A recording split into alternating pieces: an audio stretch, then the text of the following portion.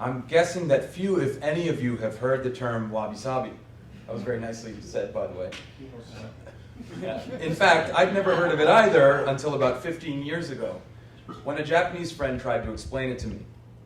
What I discovered over the last 15 years is that this concept is integral to understanding Japanese thought and culture, and that it's also incredibly difficult to explain. My friend failed in her explanation due in part to the language barrier, but also to the complexity of the idea. Today I endeavor to take on the task of explanation because I've learned a great deal about its usefulness to general semantics, and indeed to our 21st century cultural dilemma of communication. Wabi Sabi is an aesthetic. In the common sense, aesthetics are considered sensibilities by which to judge and appreciate beauty. The Greek origin of the word aesthetic, however, relates directly to perception. It might be said that aesthetics are theories of perception, ways in which to structure our observations into ideas, and particular sorts of ideas at that. As such, aesthetics are an avenue to talk about culture. Over time, scholars and philosophers have found ways to discuss aesthetics in a variety of different contexts. Maurice Merleau-Ponty deals with the subject of aesthetics and phenomenology. Others operationalized aesthetics in the service of art criticism. Scholars like Raymond Williams offered critiques of aesthetics, noting their service to the bourgeois and capitalist class, all of which is fascinating. But the value in this case is the way aesthetics channel our perceptions into communication, and from communication into culture.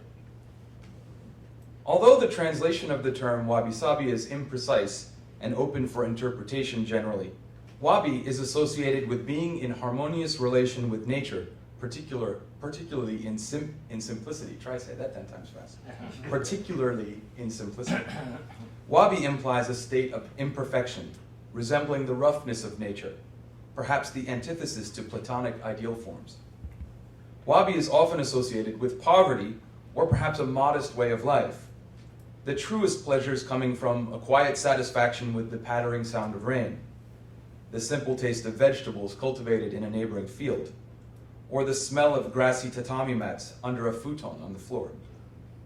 The aesthetic quality of wabi is particularly useful to Zen practitioners who seek to strip away modern luxuries that surround us in favor of something natural and eternal.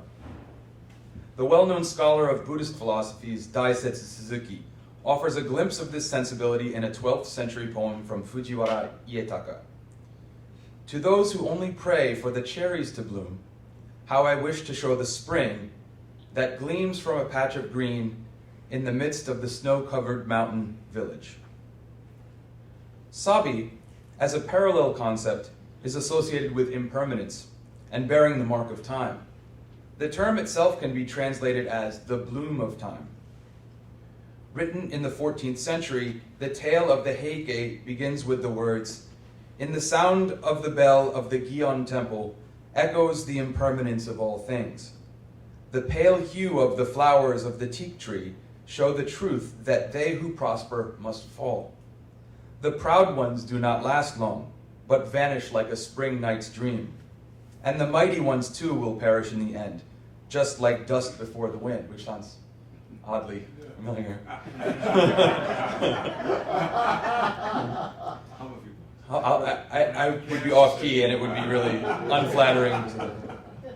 Impermanence is one of the chief themes in this narrative, consciously capturing one of the essential doctrines of Buddhist philosophy. The art of kintsugi has been celebrated for centuries in Japan, a process of repairing earthenware by sealing cracks with gold. The gold highlights the damaged areas of bowls, teacups, and similar items in order to celebrate their usefulness and honor their place in sustaining life. Although nowhere near as beautiful, I present a pair of glasses I've owned for more than a dozen years. The glasses are worn and cracked, and the lenses are no longer quite up to the job of helping me see. I may see them as past their expiration date and throw them away, but on the other hand, I take pause whenever I consider the fact that they've been with me as I've watched my children come into the world and grow up. They've been around the world with me, and they've been on my face as I studied for my master's degree and my PhD. It's about time to graduate to a new pair of glasses, but I've learned to see the wear on this object as central to its beauty, rather than as a sign of deterioration. Many of you who know me well know that I've lived for nearly a decade in rural northern Japan. More recently, I spent the summer of 2017 living and working in Tokyo. My experiences in Tokyo were particularly enlightening in understanding the manifestation of Wabi Sabi in everyday life, outside of what we typically think of as the arts. My affinity for Lewis Mumford's work comes in part from our shared love of exploring and thinking deep thoughts about urban space. As I walked the streets of Tokyo, I found my eyes trained on the typical architecture of the city, utilitarian and wholly unremarkable by any standard. A city once built of wood and paper, Tokyo began to adopt features of the European and American Industrial Revolution in the late 19th and 20th century. Even still, most of the city remained as it had been traditionally, wood and paper. The Second World War interrupted the industrial transformation of Japan and the adoption of typical architectural styles of the West. Massive fire bombings leveled huge swaths of Tokyo, as many of you may be aware. From the ashes of the war, Tokyo endeavored to rebuild quickly, and so, lacking sufficient resources to attend to style, the architects of the new city relied on simple concrete, steel, and glass, and basic templates for erecting commercial and residential blocks. I have to admit feeling a touch depressed at the sight of neighborhood after neighborhood of nondescript buildings. Any attempt at aesthetic consideration has come well after the fact of construction, and is largely superficial and frankly dated. It was just as I'd started to give up on Tokyo when I began to look into the between spaces, the nooks and corners and dead spots that New Yorkers might recognize as receptacles of trash or forgotten memories. The people of Tokyo have claimed those spaces to create what is otherwise missing in the environment. These spaces are filled with simple expressions of life: a small Zen garden, a piece of calligraphy, a collection of plants manicured in the Ikebana style, a Shinto prayer shrine tucked in between a curry shop and an apartment building. Every morning a man arrives to ritually cleanse the shrine with a small bucket of water and ladle. Weathered wood and stone and metal, never abandoned or neglected, but rather cherished and appreciated for what they evoke, a sense of Wabi Sabi. This brings me to general semantics. In People in Quandaries, Wendell Johnson recounts the parable of Heraclitus, which by now is well-worn territory in general semantics circles. He writes, "What Heraclitus expressed in his delightful metaphor represents also the basic notion of general semantics. Upon the foundation of the process character view of reality, the whole structure of general semantics has been erected. It is a general statement of the implication of that view, implications concerning crucial character of reality, concerning man's possibilities of knowing about it, concerning man's resources for adjusting to it."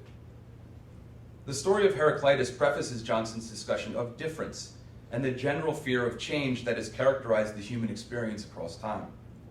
He expressed hope in the work of thinkers like Korzybski, noting, "If the momentous work of men such as these continue to gain influence, we may assume that in the school books of tomorrow, knowledge will be presented as tentative, as subject to change without notice, and with it there will be taught a method for revising it and adjusting easily to its revision." By now that hope seems a bit quaint and perhaps a little naive. For one thing, the assumption that there would be schools or school books in the future seems to be mildly in jeopardy at present, and ignores something of the point about change he's trying to make in the first place. However, that hope is also why we're all gathered here today as general semanticists, and indeed for many of us as media ecologists. Our quandary is a quandary of approach, having already diagnosed the problem and determined a general course of action. I've grown fond of describing our approach as cultural solutions to technological problems. General semanticists seek to remedy madness born in conceptualizing and languaging errors. Media ecologists adopting this design are concerned with symbolic environments and biases of media. J. Samuel Boyce, in The Art of Awareness, titles his discussion of abstracting, "We pick and choose what we observe." He argues that we select out features of our environment that we're interested in and to which we've developed the habit of paying attention. In the same work, Boyce discusses the usefulness of analogies as a form of abstraction and of mental models built on analogic thinking. In all of this discussion, it seems to me that Boyce is simply trying to say that we can train our attention on useful things and develop structures of thinking that shed life on our life world rather than obscuring it. Which, hearing myself out loud, seems maybe a little bit like lazy talk, stupid talk. So good. Sorry. I indulged myself in a pun, and now I've lost my place.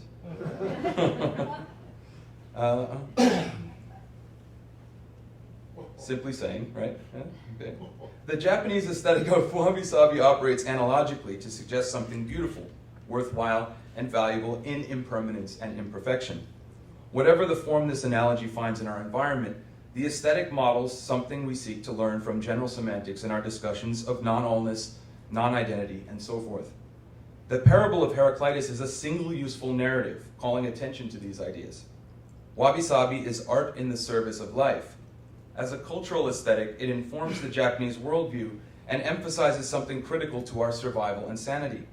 It does the work of general semantics and media ecology as a cultural solution to technological problems and whatever other problems we might attribute to modernity, post-modernity, and so on.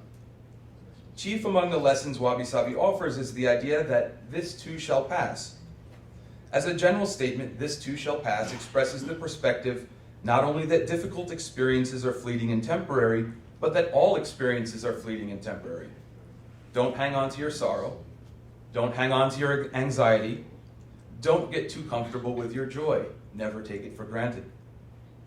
Likewise, in a culture that knows the meaning of built-in obsolescence and conspicuous consumption, Wabi Sabi reminds us that new isn't always better. The iPhone X certainly has its advantages over the model that came out a year ago, and that model has advantages over the model that came out the year before that. Our fleeting fixation on these technologies, however, pales in comparison to the extended relationships we have with the things that last and mark our everyday lives for the long haul. If everything is always new, nothing sits still. If nothing sits still, how on earth can we claim it has any durable value in our lives? This is a test. We will only pass this particular test if we wake up to the idea that our values are reflected in our relationships, and relationships are hard work. The Japanese have adopted an art of living that makes this test central to their culture. Even so, the siren song of technological progress, material wealth, and the rest present a constant challenge to something deeply embedded in their spiritual life. Wabi Sabi is an aesthetic trim tab, a model of thought and perception which steers the cultural journey through troubled waters. As believers of general semantics and media ecology, our mission is to adopt and adapt approaches that support our goal of making a saner, happier world. This is just one example.